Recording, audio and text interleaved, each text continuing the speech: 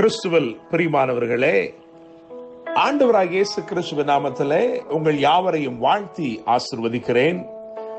இந்த நாளுக்கென்று தேவன் நமக்கு அருளி இருக்கும் ஜீவ வார்த்தை ரூத்தின் சரித்திர புஸ்தகம் 3ஆம் அதிகாரம் 18ஆம் வசனத்தில் இருக்கிறது.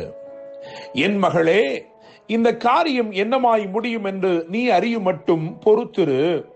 அந்த மனுஷன் இன்றைக்கு இந்த காரியத்தை முடிக்கும் முன் இளைப்பாற மாட்டான். என கேட்கிற தேவனுடைய பிள்ளைகளே, ரூத்தின் மாமியாகிய நகோமி ரூத்திடத்திலே சொன்ன வார்த்தைகளைத்தான் வாசிக்க கேட்டிருக்கிறோம்.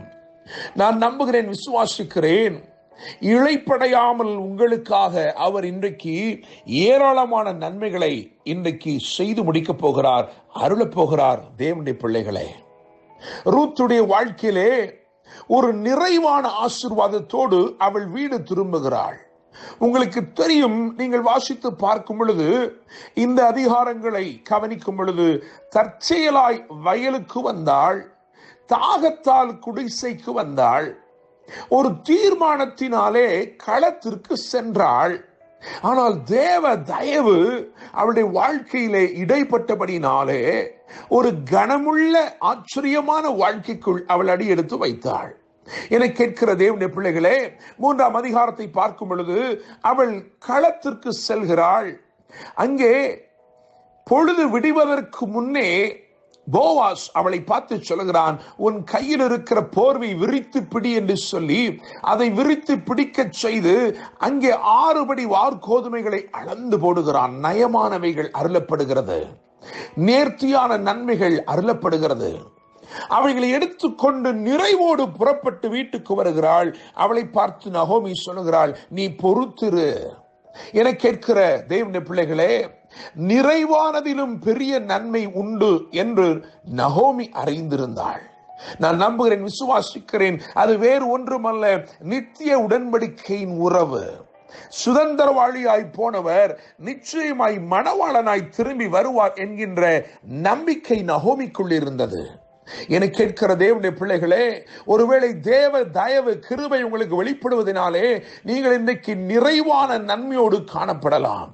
நலமானவைகள் உங்கள் வசமாய் இருக்கலாம், நேர்த்தியானவைகளை அவர் உங்களுக்கு அருளி இருக்கலாம்.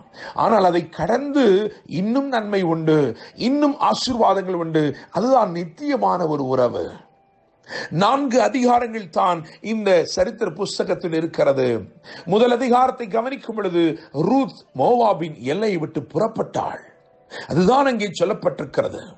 2வது அதிகாரத்தை கவனிக்கும் பொழுது தற்செயலாய் தனக்கு நேரிட்ட அந்த நிலத்திலே ரூத் பொறுக்கினாள். வேலைக்காரர்கள் சிந்தினதை பொறுக்க ஆரம்பித்தாள். அவள் பொறுக்கினது கதிர்தானோ அல்லது கர்த்தருடைய தயவோ என்று நினைக்கிறேன். அவ்வளவாய் தயவு அவளுக்கு வெளிப்பட்டது.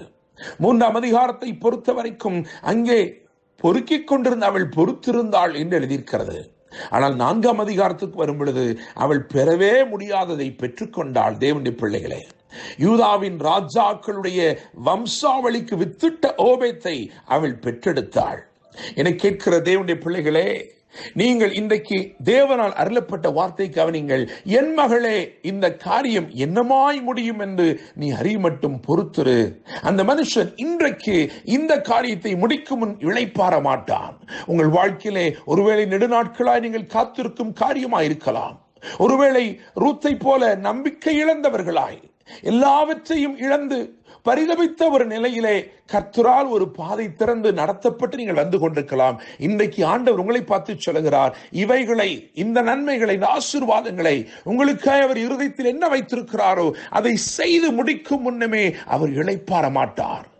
இவர் இன்றைக்கு உங்களுக்காக நம்முடைய ஆண்டவராகிய இயேசு கிறிஸ்து துரிதமாய் தீவிரமாய் செயல்பட்டு உங்கள் வாழ்க்கையிலே செய்து முடிக்க வேண்டிய நன்மைகளை நிச்சயமாய் செய்து முடிப்பார். உங்களுடைய இருதயம் எதற்காய் காத்திருக்க வேண்டும் என்றால், ஆண்டவரே, எனக்கு நிறைவானவைகளை தந்திருக்கிறீர், நேர்த்தியானவைகளை தந்திருக்கிறீர், அதை பார்க்கிலும் மேலான ஒரு நித்திய உறவுக்காய் நான் காத்திருக்கிறேன். உம்முடைய மணவாட்டியாய் காணப்படும்படிக்கு மணவாளனாய் உமக்காய் நான் காத்திருக்கிறேன். என்னை கேட்கும் தேவனுடைய பிள்ளைகளே, இன்றைக்கு இந்த காரியம் என்னமாய் முடியும் என்று நீ அறிய மட்டும் பொறுத்திரு. உன் வாழ்க்கையில் அவர் வாக்கு பண்ணி இருக்கிறவைகளை, ஏராளமான நன்மைகளை, ஆசீர்வாதமான ஆச்சரியமான கிரியைகளை இன்றைக்கு செய்ய போகிறார். ஒருவேளை பாதையில் சில தடைகள் இருக்கலாம், ஆனால் கவலைப்படாதே. முன் செல்லுகிற தேவன் மகத்துவம் நிறைந்தவர். போவாஸ் என்றால் ஸ்விஃப்ட்னஸ் என்ற அர்த்தம், துரிதமானவன் என்ற அர்த்தம். இவர் நிச்சயமாய் எல்லாவற்றையும் துரிதமாய் செய்து முடிப்பார்.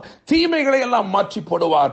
நன்மையினால் உன்னை அலங்கரிக்கும்படிக்கு இதோ வந்து கொண்டிருக்கிறார். என கேட்கும் தேவனுடைய பிள்ளைகளே, சொல்லப்பட்ட வார்த்தையில் சொல்லப்பட்டிருக்கிறது போலவே இன்றைக்கு இந்த காரியங்களை உன் வாழ்க்கையில் அவர் செய்து முடிக்கும் முன்னே இளைப்பாற மாட்டார். இளைப்படையாமல் சோர்ந்து போகாமல் உனக்காக சிறந்த காரியங்களை செய்து உங்கள் வாழ்க்கையை ஆசீர்வதித்து மேன்மைப்படுத்தி அலங்கரிப்பாராக. என்றும் அன்புடன் pastor Daniel Moses. God bless you.